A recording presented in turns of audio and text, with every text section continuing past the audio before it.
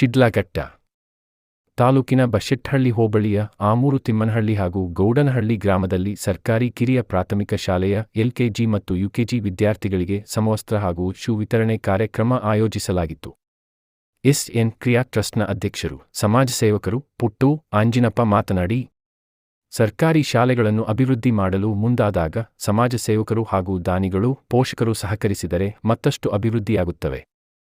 ಸರ್ಕಾರಿ ಶಾಲೆಗಳು ಯಾವುದೇ ಖಾಸಗಿ ಶಾಲೆಗಳಿಗಿಂತ ಕಡಿಮೆ ಇಲ್ಲ ಎಂಬಂತೆ ಉತ್ತಮ ವಿದ್ಯಾಭ್ಯಾಸವನ್ನು ನೀಡುತ್ತಿವೆ.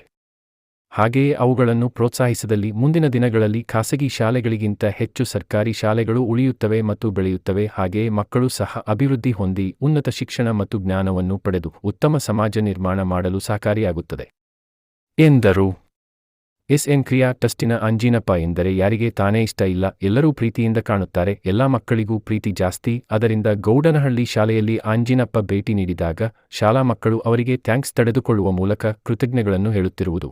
ಕೋಲಾರ ಲೋಕಸಭಾ ಕ್ಷೇತ್ರದ ಕಾಂಗ್ರೆಸ್ ಅಭ್ಯರ್ಥಿಯಾಗಿದ್ದ ಕೆವಿ ಗೌತಮ್ ಮಾತನಾಡಿ, ಇಂಗ್ಲಿಷ್ನಲ್ಲಿ ಓದಿದರೆ ಮಕ್ಕಳು ಬುದ್ಧಿವಂತರಾಗುತ್ತಾರೆ ಎಂಬ ಆಲೋಚನೆಯಿಂದ ಮಕ್ಕಳನ್ನು ಇಂಗ್ಲಿಷ್ ಮಾಧ್ಯಮದ ಖಾಸಗಿ ಶಾಲೆಗಳಿಗೆ ಹೆಚ್ಚು ಸೇರಿಸುತ್ತಾರೆ. ಆದರೆ ಅಲ್ಲಿ ಮಕ್ಕಳಿಗೆ ನಮ್ಮ ಸಂಸ್ಕೃತಿಯ ಬಗ್ಗೆ ಹೆಚ್ಚಿನ ಜ್ಞಾನವನ್ನು ಹೊಂದಿರುವುದಿಲ್ಲ. ಕೇವಲ ಪುಸ್ತಕಕ್ಕೆ ಮಾತ್ರ ಸೀಮಿತರಾಗಿರುತ್ತಾರೆ ಎಂದರು.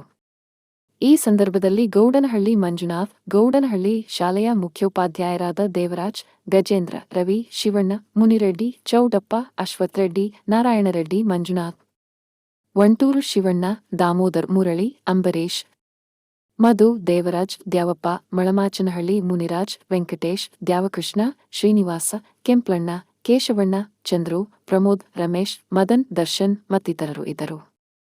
ಸಮಯ ಸುದ್ದಿ ಲೋಕೇಶ್, ಶಿಡ್ಲಘಟ್ಟ. ಏನು ಅಂತ ಹೇಳಿ ಸರ್ಕಾರಗಳು ಬಹಳ ಯೋಜನೆಗಳನ್ನು ನಿರೂಪಿಸ್ತಾ ಇವೆ. ಸರ್ಕಾರಿ ಶಾಲೆಗಳನ್ನ ಕೂಡ ಅವರು ಮೇಂಟೈನ್ ಮಾಡ್ತಾ ಇದ್ದಾರೆ. ಬಟ್ ಈ ಬಸ್ಸುಗಳು ಅಂತ ಕೊಡುವಂಥ ಕಾನ್ಸೆಪ್ಟ್ ಎಲ್ಲೂ ಇರಲಿಲ್ಲ. ಪುಟ್ಟಣ್ಣವರು ಅಂತ ಲೀಡರ್ಸ್ ಇವತ್ತು ಒಂದು ಕಾನ್ಸೆಪ್ಟ್ ತಗೊಂಬಂದು ಸರ್ಕಾರಿ ಮಕ್ಕಳಿಗೆ ಶಾಲೆಗೆ ಬರೋದಕ್ಕೆ ಅನುಕೂಲವಾಗಲಿ ಅಂತ ಬಸ್ಸುಗಳನ್ನ ಕೊಡುವಂಥದ್ದು ಎಲ್ಲದಕ್ಕಿಂತ ಶ್ರೇಷ್ಠ ಸೇವೆ ಅಂತೇಳಿ ನಾನಾದರೂ ಹೇಳ್ತೀನಿ. ದೊಡ್ಡ ದೊಡ್ಡ ಉದ್ಯೋಗಗಳನ್ನ ಸೇರ್ಕೋಬೇಕು, ತಾವೆಲ್ಲ ಈ ಗ್ರಾಮಕ್ಕೆ ಕೀರ್ತಿ ತರಬೇಕು ಅಂತ ಹಾರೈಸ್ತೀನಿ. ತಮಗೆ ಸರ್ಕಾರ ಶಾಲೆಗಳು ಕೊಡ್ತದೆ, ಓದೋದಕ್ಕೆ ಅನುಕೂಲಗಳು ಮಾಡ್ತದೆ. ಮತ್ತು ಇಂಥ ದಾನಿಗಳು ನಿಮಗೆ ಏನು ಓದೋದಕ್ಕೆ ಸಲಕರಣೆಗಳು, ಪುಸ್ತಕ ಆಗಬೇಕು, ಜಾಮಿಟ್ರಿ ಬಾಕ್ಸ್ ಇಂಥದ್ದೆಲ್ಲ ಕೊಟ್ಟು ನಿಮಗೆ ಓದೋದಕ್ಕೆ ಇನ್ನೂ ಅನುಕೂಲ ಮಾಡ್ತಾರೆ. ನೀವು ಓದ್ತೀವಂದರೆ ನಿಮಗೆ ಸಹಾಯ ಮಾಡೋದಕ್ಕೆ ದಂಡೇ ನಿಂತಿರ್ತದೆ. ಇದನ್ನೆಲ್ಲ ಮರಿಬೇಡಿ. ನೀವೆಲ್ಲ ಓದಬೇಕು, ಓದೋದು ಬಿಟ್ಟು ಇನ್ನೇನು ಮಾಡಬಾರ್ದು. ಮಕ್ಕಳು ಪೋಷಕರಿಗೆಲ್ಲ ತಲೆನೋವು ತರಬಾರ್ದು. ನೀವೆಲ್ಲ ಓದಿ ವಿದ್ಯಾರ್ಥಿಗಳಾಗಬೇಕು ಅಂತ ಹೇಳಿ ನಾನು ಮಾತುಗಳು ಮುಗಿಸ್ತೀನಿ.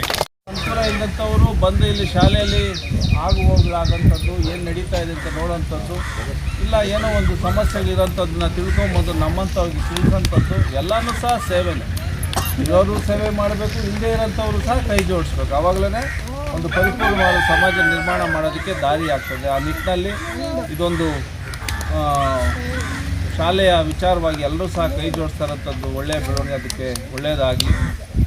ವಿಶೇಷವಾಗಿ ಇವತ್ತಿನ ದಿನ ನಾನು ಮೊದಲೇ ಹೇಳಬೇಕಿತ್ತು, ನಮ್ಮ ಮುಖಂಡರು ಆಂಜಿನಪ್ಪಣ್ಣವರು ಆಮೂರು ತಿಮ್ಮನಹಳ್ಳಿ ಅಂದರೆ ನಿಮಗೆಲ್ಲ ಭಾಳ ಪ್ರೀತಿ ಪಾತ್ರರು. ಆಂಜಿನ ಸಮಸ್ಯೆಯಲ್ಲಿ ಏನೇ ವಿಚಾರ ಇದ್ದರೆ ಅವ್ರ ಮುಂದೆ ನಿಂತು ನಮ್ಮಗಳಿಗೆ ಆಸರಿಯಾಗಿ ಮುಂದೆ ಹೋಗ್ತಾಯಿದ್ರು. ನಾವೆಲ್ಲ ಅವ್ರ ಜೊತೆ ಈ ಊರಿನಲ್ಲಿ ಹೆಜ್ಜೆ ಆಗ್ತಾಯಿದ್ವಿ. ಆದರೆ ದುರದೃಷ್ಟವಶ ನಮ್ಮನ್ನೆಲ್ಲ ಅವರು ಆಗಲಿದ್ದಾರೆ. ಅವ್ರನ್ನೂ ಸಹ ಈ ಸಂದರ್ಭದಲ್ಲಿ ಆಂಜಿನಪ್ಪಣ್ಣನೂ ಸಹ ನೆನಪು ಮಾಡ್ಕೊಳ್ತಾ ಅವ್ರ ಕುಟುಂಬಕ್ಕೆ, ಅವರ ಸಹೋದರರಿಗೆ ಎಲ್ಲರಿಗೂ ಸಹ ನಾವು ಸಹ ನಿಮ್ಮ ಜೊತೆ ಇರ್ತೀವಿ ಅಂತ ಧೈರ್ಯ ತುಂಬಿ ಅವ್ರ ಕುಟುಂಬಕ್ಕೆ ಭಗವಂತ ಆಸ್ತಿಯಾಗಿ